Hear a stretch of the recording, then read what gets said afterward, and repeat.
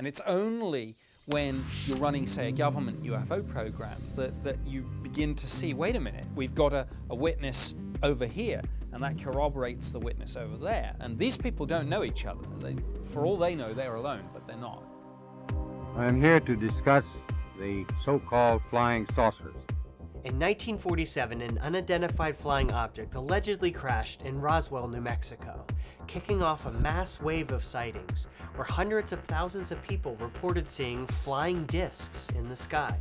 Today we examine some of the best evidence we have concerning these flying saucers. Welcome to the Basement Office.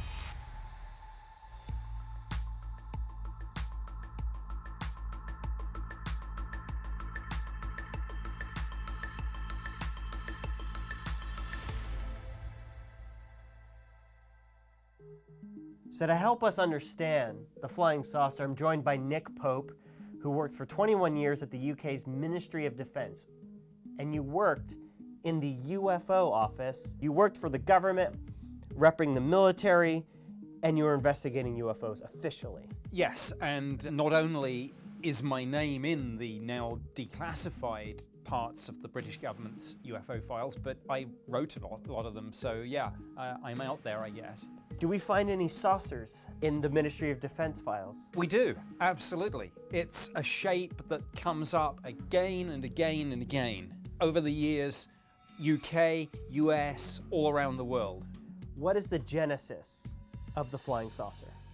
Well, the phrase itself comes from Kenneth Arnold's sighting on June 24th, 1947. Now, Kenneth Arnold was a light aircraft pilot, and he saw 9 objects performing at what at the time was extraordinary speeds that he'd never seen or heard of before. I actually have a picture of what Kenneth Arnold describes. This is the delta-shaped, looks like a boomerang almost. This is what he said. There were 9 of these, right? Yes, flying almost in formation. Right. His description of the movement was something like this. They weren't flying in a straight line. They were kind of going like this. And he said it's like a saucer would if you skipped it across the water. Boom. That's it, right? That's it. That's flying saucer comes from that.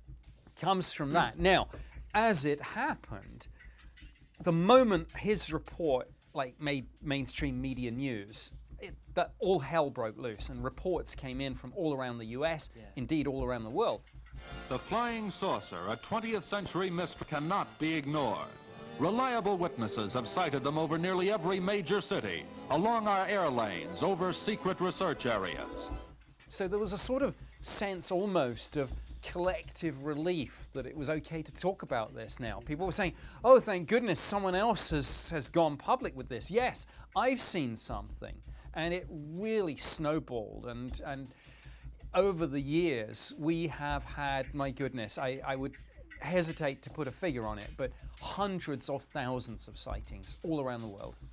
Arnold breaks the dam on the conversation. And then July 8th, 1947, what happens, Nick? Well, this is, I guess, the big one. This is Roswell. We know for a fact that something crashed. And we know this because despite all the allegations of cover-ups and conspiracies, the first people to put out the story were the US military themselves. They said, we have recovered one of these flying discs. They actually caused a press release to be put out where they said the many rumors surrounding the flying disc, we are getting closer to solving this because now we've got one. Right. And they told this story of how a rancher had recovered debris from his property and had assumed that maybe the military had been operating something and it's crashed. He got in touch. The military went, checked this thing out, and wow. And then, as I say, they put out this release and they say, we have recovered a flying disc. Within 24 hours, they changed the story. They said, we've made a terrible mistake. It was just a weather balloon. Wow. Right. These theories were checked when the armed forces investigated the flying saucers. Admiral Calvin Bolster of the Navy's Bureau of Aeronautics gives his conclusion. I do not feel that these balloons explain the majority of the so-called flying saucer sightings that have appeared in the press. Roswell was home to the 509th Bomb Group. At the time, they were the only atomic bomb-capable squadron anywhere in the world. These people were the best of the best, the elite of the elite. If ever there was a unit less likely to misidentify a weather balloon, it was these people. These things, it's something else, particularly when they're disc-shaped. It's one of those ironies of aviation. Disc-shaped objects generally don't make very good aircraft. One of the most famous saucer sightings post-Roswell, post-1947, is 1950 in Oregon. You've got this craft that was photographed by a farmer, I believe was Trent. And what makes this sighting so special? Well, seeing is believing. And I think the whole flying saucer mystery had been talked about at national level for a while, but we really hadn't got many images of these things. And then along comes this. And these photographs have been analyzed by professionals looking for a hoax. And from what I understand, this is one of the photos that could not be proven as such. The fact of the matter is, as you say, this has been looked at by a number of photographic experts who didn't find any aspects that were suspicious to them. I've done this in government. We have all sorts of imagery analysis, resources and capabilities that can be brought to bear on photos and videos, and we can tell if things are a hoax. Okay, so now we're moving on to a saucer sighting in Jersey, New Jersey. It's gone all the way to the East Coast. In Jersey in 1951, pilots and police officers see a saucer. This is important for a number of reasons. Firstly, I think it shows that this is something that's not isolated in any one particular area. It is all around the United States. But really what makes this stand out to me is the caliber of the witnesses. I mean, I don't want to disparage other witnesses, but there's no getting away from the fact that when you investigate a case where the witnesses are pilots and police officers, it gives it a level of credibility that perhaps some other cases don't have. But if you're a military officer or a pilot and you are caught making up a story and then maybe it gets into the papers, you'll be in front of your employer, your commanding officer, whoever it is. These can be career-ending situations. So look, nobody is going to want to come and make a report like this unless they are absolutely certain about it. And when all of those witnesses, independent of each other, describe a disc or saucer in the sky, that's creepy, man.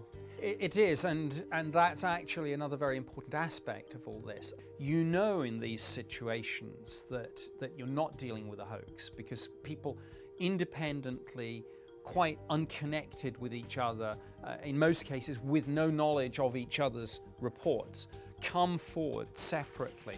And it's only when you're running, say, a government UFO program that you begin to see, wait a minute, we've got a witness over here, and that corroborates the witness over there. And these people don't know each other.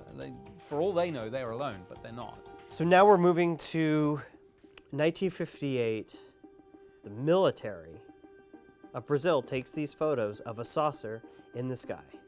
Yes, this is a Navy training ship and multiple witnesses and these extraordinary photos. And not just the photos, of course, the eyewitness testimony. One of the reasons why governments study these photos and videos so closely is that if you are to understand things like the energy source, the propulsion system, the aerodynamics, you need to kind of get a handle on the shape, the size, the speed, and that can tell you things. You're right, you don't see wings, you don't see engines, you don't see propulsion systems of any kind in any of these photos. So when the military, again, themselves are seeing these things, taking pictures of these things, and can't explain these things, when the experts can't explain these things, then it's something creepy.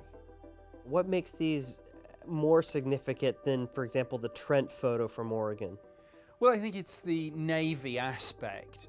It's kind of one of those interesting things. You would think that UFOs are an Air Force issue, and often they are, but the Navy seems never to be far away with this. And it's also interesting that over the years there have been a number of reports of UFOs emerging from and flying back into the ocean. Some of these things, I've heard them called USOs, unidentified submerged objects. Nick, I was just about to get to maybe believe they were aliens, and now you're throwing me a curveball. Well, why not? That's, I guess, what this phenomenon does to you. USOs? Yes, USOs. Oh my God. But you're right. Just as you think you're beginning to get a handle on this phenomenon, there's a new aspect to it. They could be coming from the ocean?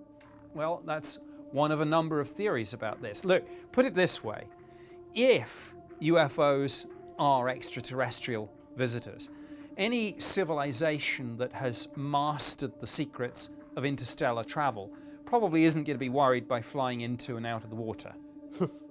Okay, fair point. Let's move forward to the Heflin photos from 1965. So here's Rex Heflin. He's out on the road in 1965, and this thing flies over.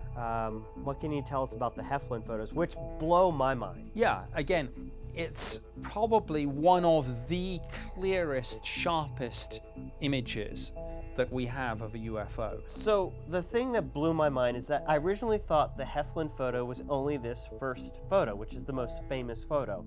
It turns out there are four, at least four, because he follows it flying over the street. So if the first one was a hoax, he threw something or he hung something, but there are more. He would have had to do that multiple times, and it definitely looks like he's following something moving in a line. And that's human nature. If you saw a UFO and you had a camera, you would probably be doing exactly the same thing. Wow, click, click, click, click. And you follow it, you track it. That's what he's doing. He's tracking this. There is a photo of a round circle of smoke where he claims this disappeared. Yes, now there is a meteorological phenomenon called a hole punch cloud, but when you have an object seen that is itself the thing that causes the hole in the cloud, that makes you think, wow, the speed and acceleration of that is extraordinary because aircraft don't do that. This one also blows my mind. This next photo from 1971, released by the Costa Rican government. The government. Also, crystal clear. My opinion, such a great photo. I have a difficult time, Nick. I have a difficult time with photos like this because half of my brain wants to say, this is someone messing around and, pulling people's chain. And the other half of my brain says, well, wait a minute. Let me try to get to the bottom of what the hell this thing is. Give me some context on this photo. Sure, well, as you said, this is an official photo. This was part of the Costa Rican government, and what they were doing was a survey of the lake there for purposes of hydroelectric power stations and such like. And so this was a survey picture. The government is not in the business of hoaxing people. And so when something comes out like this, I mean, you can take this to the bank. Of course we know there are hoaxes. Of course we know there are fakes. But what we're doing really is trying to build up a bigger picture. And just because we have some fakes, stories and photos and things, doesn't mean the phenomenon itself isn't absolutely real. It is.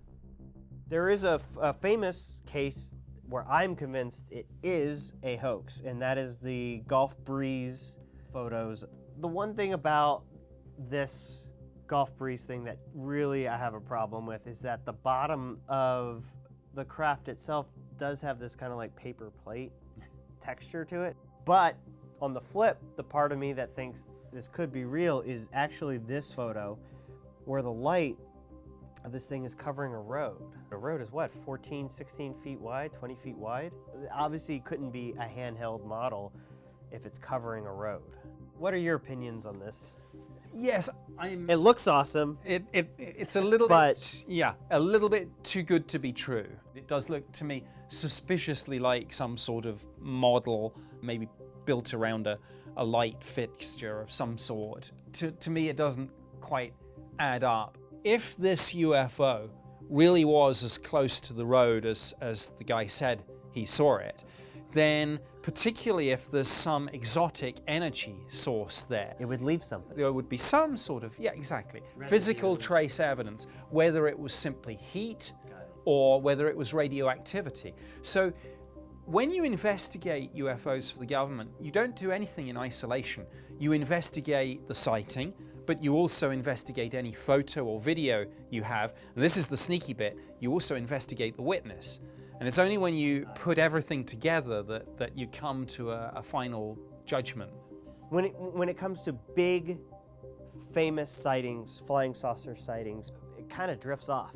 The saucer had its day, it seems. The 40s, 50s, 60s, saucers, and then it's kind of taken over by a triangle. Really, the next big publicized saucer sighting isn't really until, in my opinion, 2006 at Chicago OHare. And then there's this story you may have already heard about, United Airlines employees who swear it was something otherworldly in the skies above Chicago's OHare airport on November 7th. The pilot of the plane waiting to depart to Charlotte looks up and there is a saucer hovering not that far over the plane. Several airport workers said they saw a saucer-shaped UFO hovering just beneath the clouds at the airport. What do you know about this? Is this a credible case? Absolutely. Firstly, the number of the witnesses. Secondly, the caliber of the witnesses. What is really important here is that you have a UFO, whatever that object was, in the strictly controlled and regulated airspace, some of the most crowded skies in the world. I mean, my goodness, if that isn't an air safety issue, I don't know what is. But one reporter basically put in some Freedom of Information Act requests and then targeted the FAA about it, and reluctantly the story emerged, oh yeah, we had this incident. But they then tried to write it off and they said, oh, it was just weather. Well, Right. It wasn't weather. There is this meteorological The hole in the cloud. thing, the whole But it punch only cloud. happens during certain temperatures, right? Exactly, and you can always check the meteorological data. Of that time of day. Mm-hmm. And they did. And it contradicted that possibility, essentially, right? Yeah, and the other thing is, I hear rumors about this case. I hear rumors that there are photos and videos still to emerge, but maybe some of the witnesses are still a little reluctant. You don't believe this was possibly your imagination? It was definitely not my imagination. CNN interviewed one of the supposed witnesses to the 2006 Chicago OHare saucer. He refused to have his face shown, his silhouette, voice change. You could see that there was a fear about being identified as in person or a name. That would make sense, for example, if they are still employed by some of the major airlines, but maybe, as people move on and retire or change jobs, maybe those kind of inhibitors will fall by the wayside, and this story may not yet be told in entirety. Like you said, I hope one day we find out what the heck this was above the airport hangar. But other than that, where did it go? What happened to the saucer? I'm not sure it's ever really gone away, and I wouldn't be surprised if there were and still are saucer-shaped sightings. But what I think has happened is that, as you said, the saucer kind of had its day. A new shape has come to the fore and thrust its way into public awareness. And nowadays, when people talk about UFOs, increasingly the best reports are triangular-shaped craft. Next episode, we'll dive deep into the world of the Black Triangle, from mass sightings I saw this up close and personal. to incredible first-hand accounts.